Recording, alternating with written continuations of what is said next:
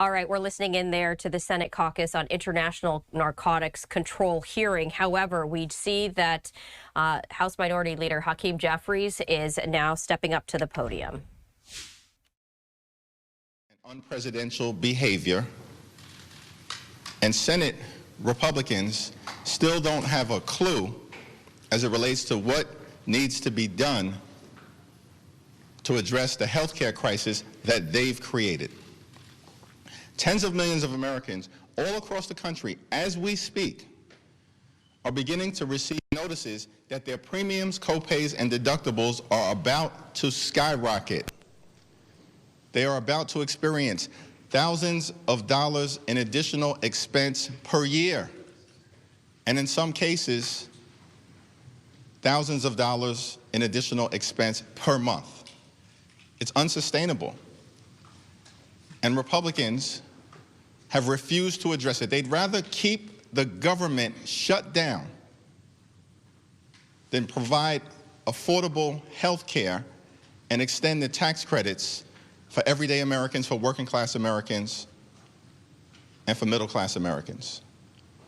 Democrats will continue to make clear that we will sit down anytime, any place with anyone here at the Capitol or back at the White House in order to reopen the government, decisively address the Republican health care crisis, and enact a spending agreement that actually makes life better for the American people, as opposed to continuing these Republican policies that are raising the already too high cost of living and ripping health care away from the American people. Republicans on vacation for 4 weeks, and one of the consequences of that is that Republicans have refused now for 4 consecutive weeks to swear in Representative-elect Adelita Grijalva, depriving hundreds of thousands of people in the state of Arizona of the representation that they deserve, particularly during this challenging moment in the country. And once again, on the House floor during a pro forma session, Republicans refused to recognize the distinguished gentleman from the great state of Maryland on behalf of Representative-elect Grijalva, who should be sworn in today. It's already 4 weeks too late. It's now my honor to yield to the top Democrat on the House Judiciary Committee, Representative Jamie Raskin. Thank you, Leader Jeffries. And I want to say I was alarmed and distressed to read that another January 6th pardoned convict has been picked up, this time apparently in connection with saying he was coming to New York looking for you, Mr. Jeffries, saying he was going to eliminate you. And apparently you had a public event in New York yesterday, and he's been picked up for that. And it's an alarming situation where now we have many of these January 6 defendants who have been picked up on other offenses.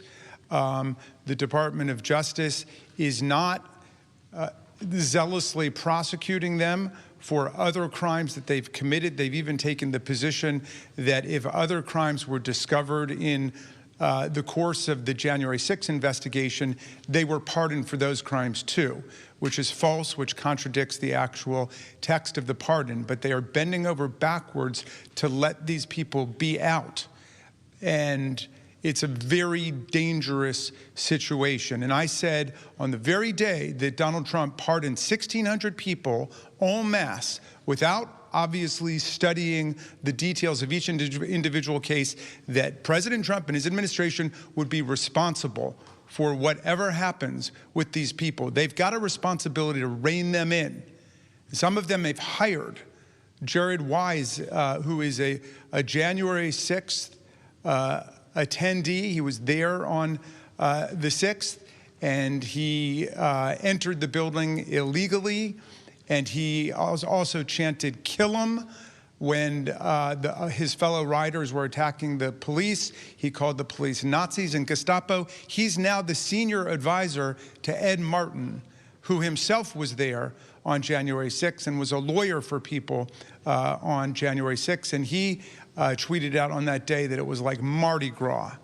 So we have a very serious problem with political violence in this country. Thank God that you are safe, Mr. Jeffries, but we are asking for the Department of Justice to get serious about reining these people in all over the country, especially since Ed Martin clearly knows them, and he is head of the so-called weaponization task force. It was my honor and it was my pleasure to be accompanied today by our new colleague, Congresswoman-elect Adelita Grijalva from the great state of Arizona. She accompanied me to the floor. I tried to get recognition. There was no other business today. I was standing directly opposite the acting speaker for the day, Mr. Herodopoulos.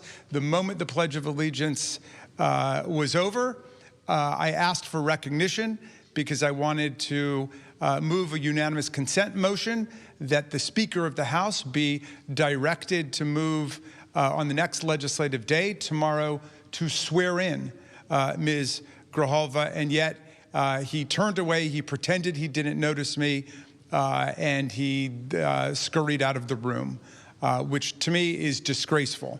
We need to act on this. Ms. Grijalva's hundreds of thousands of constituents deserve to be represented in Congress.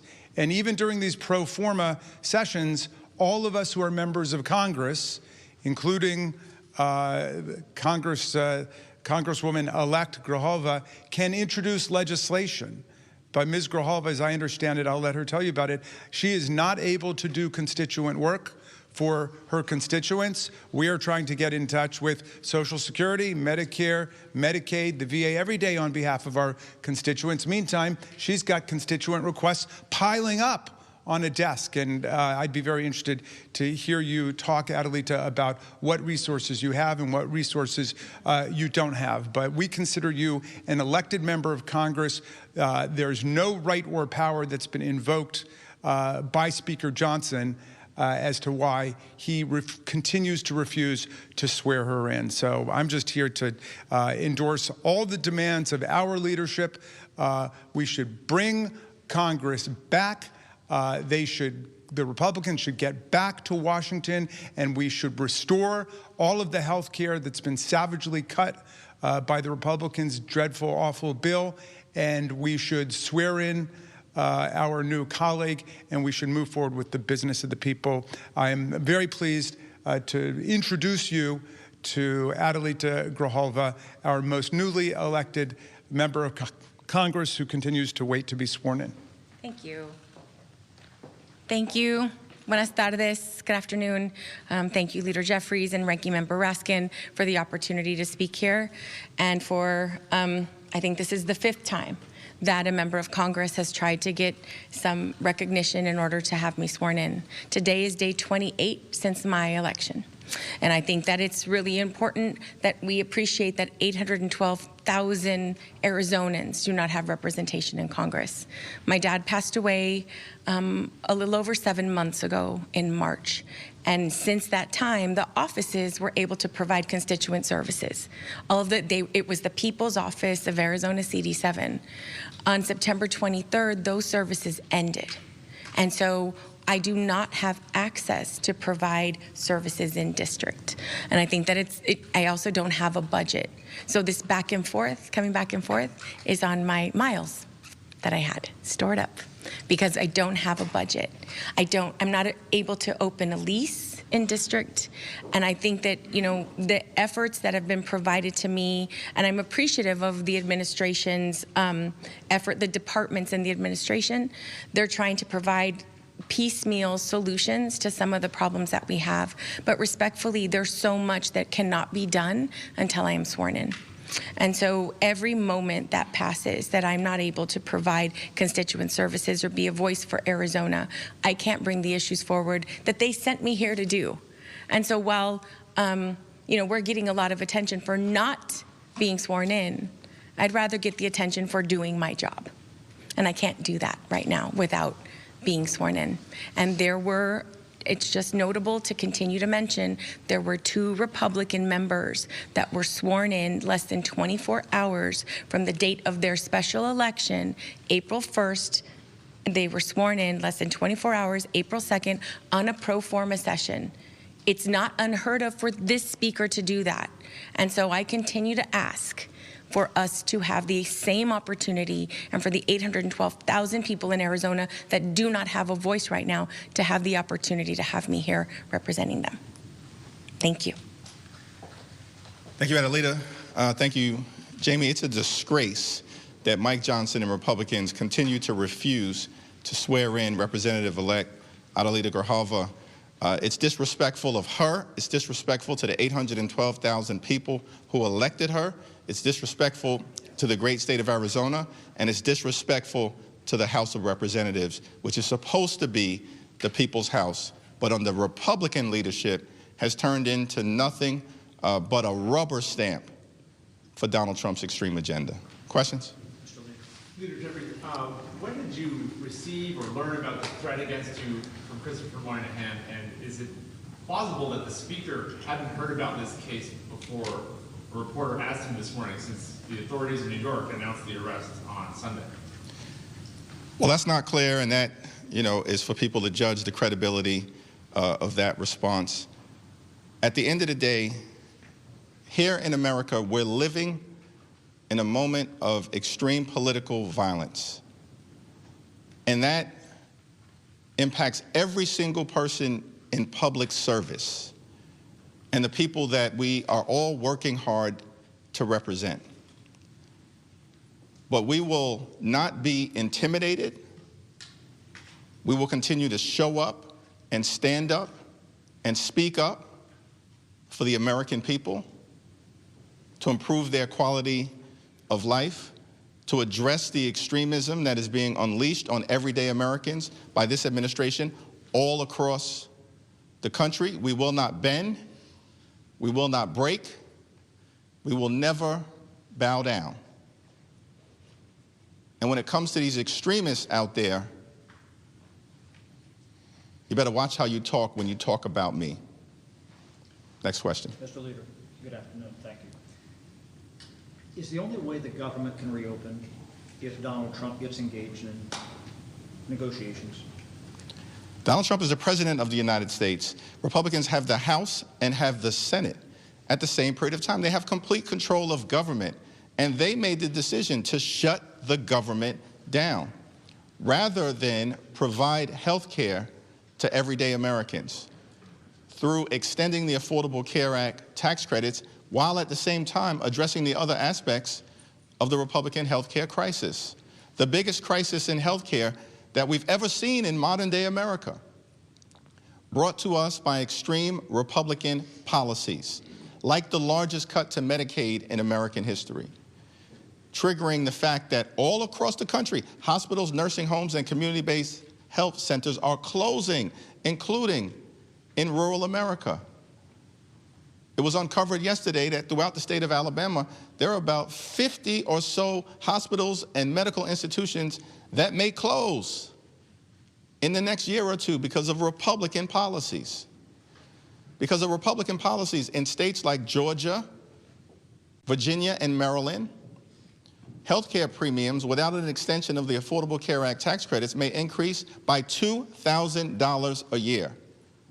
That's $24,000 on families that make an average of $63,000 per year. That's impossible for anyone to sustain. And so, of course, Donald Trump should come to the negotiating table. And Democrats have been very clear that we will sit down with any of them, anytime, any place, here at the Capitol or back at the White House, to reopen the government, to support our hardworking federal employees, to enact a spending agreement that makes life better for the American people, while at the same time decisively addressing the Republican health care crisis that even Marjorie Taylor Greene acknowledges is devastating the American people. Why do you think he's sitting on the sidelines? Thanks. Go ahead. What do you make of it? The person accused of threatening you is the recipient of one of those blanket pardons. I think the reckless and irresponsible pardons of hundreds of violent felons on January 6th has consequences, as eloquently articulated by Representative Jamie Raskin. There are consequences to that, beyond me. Beyond me. The consequences are, we've seen crimes committed by people who Donald Trump pardoned on the first day he was sworn into office, by folks who have been released back into society all across the country. Some of them violent crimes.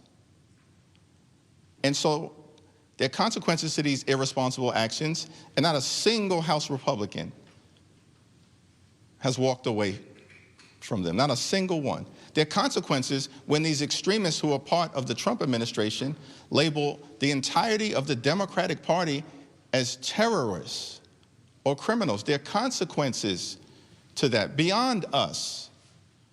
We all know what we've signed up for, but there's pain being visited upon the American people because of actions taken by Donald Trump, supported by House Republicans and Senate Republicans on day one of his presidency. And I'm going to yield to my two colleagues, but by the way, what Donald Trump promised to do on day one of his presidency was lower costs for everyday Americans. That was the promise. He lied to the American people all of last year. Did he ever say I was going to pardon hundreds of violent felons who brutally beat police officers at this Capitol on January 6th? Did he ever say that? Was that the promise that Donald Trump and the Republicans made to the country? No. They failed to lower costs, have done nothing. Life is more expensive for everyday Americans.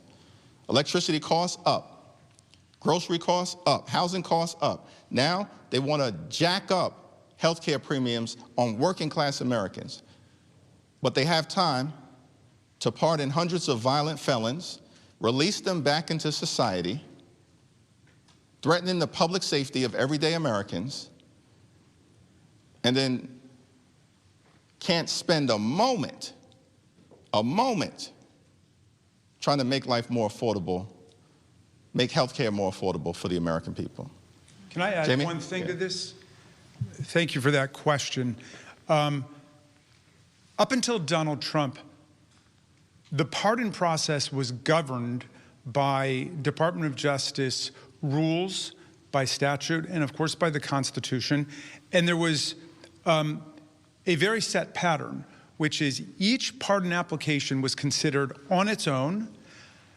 It was analyzed what exactly that person had done, what they were convicted of, and up until Donald Trump, nobody had ever been pardoned who had not paid back in restitution their victims of a crime, or paid back fines to the government. In other words, you had to make yourself completely whole, then you had to demonstrate that you were rehabilitated, that you accepted the reality of your offense. Now, contrast that with what happened with Trump. He gets in on his first day in office without any reports from the pardon attorney about any of these people, any recommendations saying that they have paid off their restitution, they've paid their fines, they've made peace with their victims and so on. They've apologized to the police. No, none of that had happened. Instead, they issued a blanket pardon for everybody who had stormed the Capitol and participated in the shocking and atrocious events of January 6th. So what do you have in that mix? You have people who have been convicted before for domestic violence, for assault, for armed robbery, you name it, drug dealing, gun dealing, all of that's in there. And what do you know? After this mass pardon happens, people start getting picked up again. There's a guy down in Richmond who was burglarizing all of the houses in his neighborhood.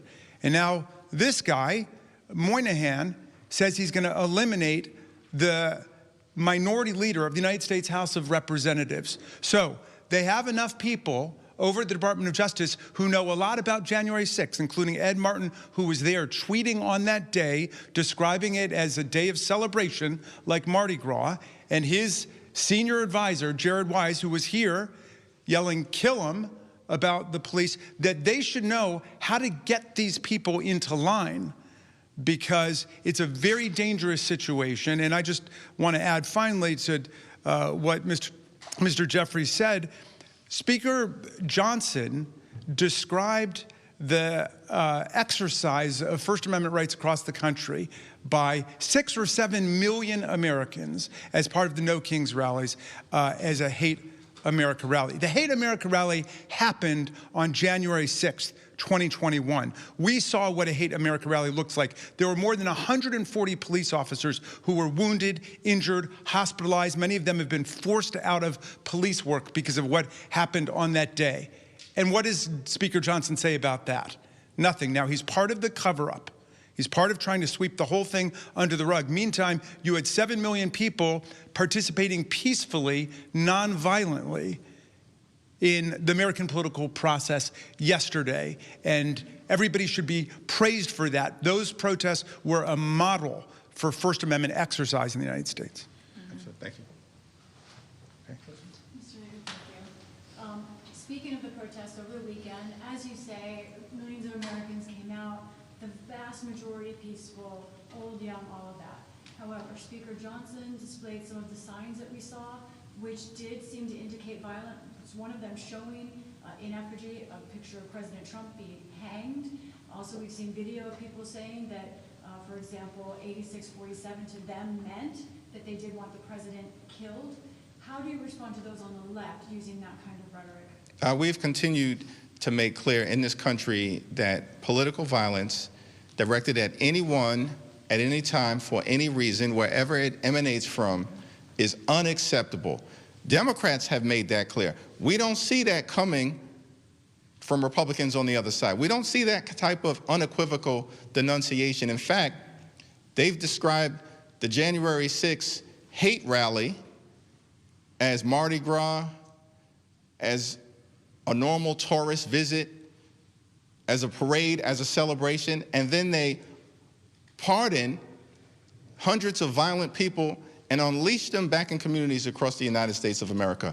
This group of people, these extremists on the other side, they have zero credibility, zero, on the issue of political violence. And these Republicans, they are not the party of law and order. They're the party of lawlessness and disorder in all of the ways, including the ongoing crime scene at 1600 Pennsylvania Avenue, which is running the largest pay-to-play scheme in the history of the country in real time.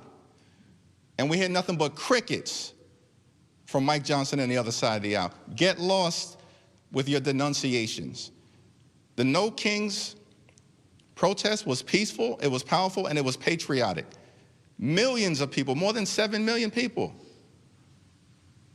And so I've got no time for these people on the other side of the aisle. Are you worried about rhetoric on the left? We have continued to denounce political violence wherever it emanates from. It would be nice to see that type of denunciation coming from Republicans. Leader, you want to say anything? I think that in Arizona, we know very well what political violence looks like.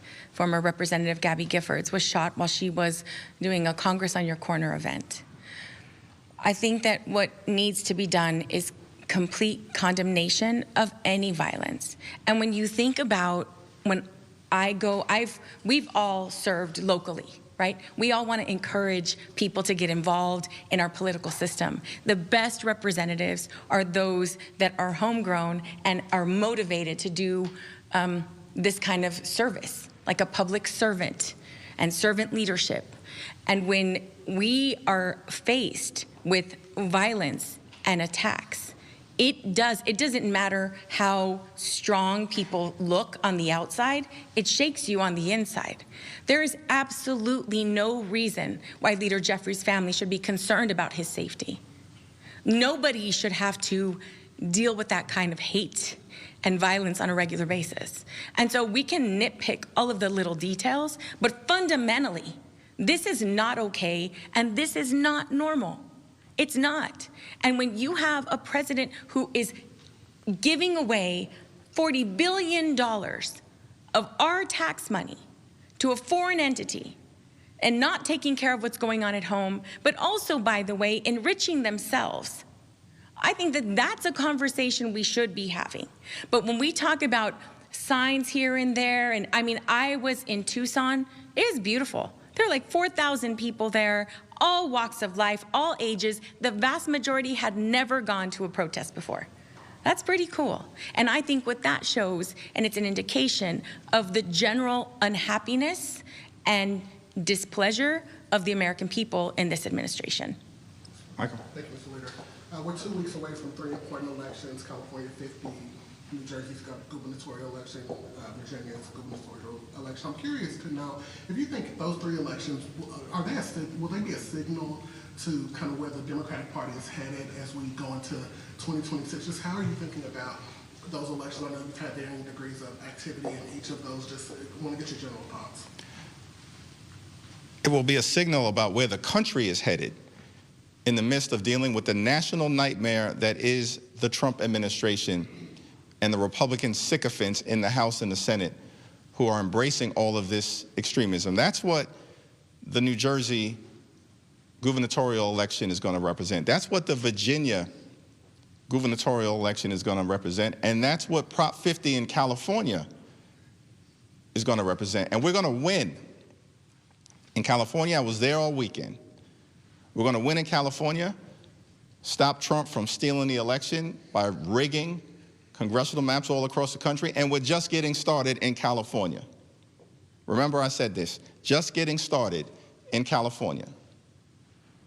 And we're going to win in Virginia, and we're going to win in New Jersey, because the American people are fed up that Republicans would rather spend time on vacation on the golf course, give $40 billion to a foreign entity, and can't find resources to extend the Affordable Care Act tax credits days away from November 1st and the open enrollment period. That's who these people are right now. And that's why Democrats are fighting hard across the country, every day, every week, every month, this year, next year, until we get to the midterm elections and can begin to end the national nightmare that Republicans are visiting on the American people.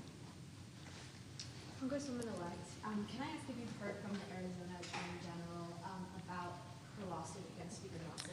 I believe that a lawsuit is being filed today. I don't have any other details, but I believe it's happening very soon. Thank you.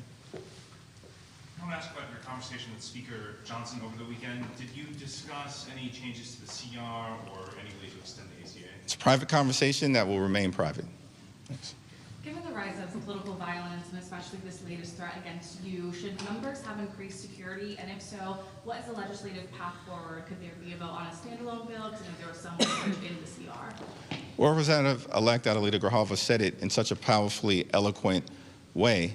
But we have a responsibility here in Congress to make sure that everyone can safely do their jobs, particularly in the People's House, because we pride ourselves in this institution as being the entity in the federal government that's closest to the American people, that's out and about with the American people, that reflects the hopes, the dreams, the aspirations, the fears, the concerns, the anxieties, in the words of the framers, the passions of the American people. That's what makes the House so special.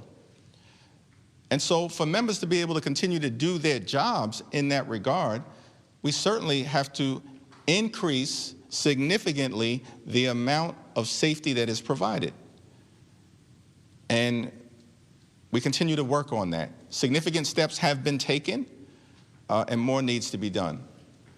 But at the same period of time, what's even more important, in my view, is that we work on issues of importance to the American people. House Democrats are here. We'll be here all week. We were here last week. We were here the week before and the week before that. Ready, willing, and able to do the job, to reopen the government, to address the Republican health care crisis, to deal with the fact that America under Donald Trump, including because of his tariffs, has become far too expensive. And the Republicans are doing nothing about it. Literally, these are people, these extremists. I think it was earlier today. They were dining on taxpayer dollars at the White House when they just enacted the largest cut to nutritional assistance in American history. And the consequences of that policy are being felt right now. They literally, Republicans, ripped food out of the mouths of children, hungry seniors, veterans, and family. Why did they do this? To provide massive tax breaks to their billionaire donors. And they made those tax breaks permanent.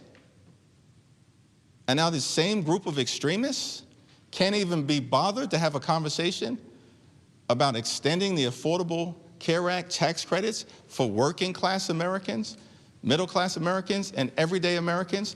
They are a disgrace. And that's why they're about to lose all across the country 2 weeks from today. Thank you all.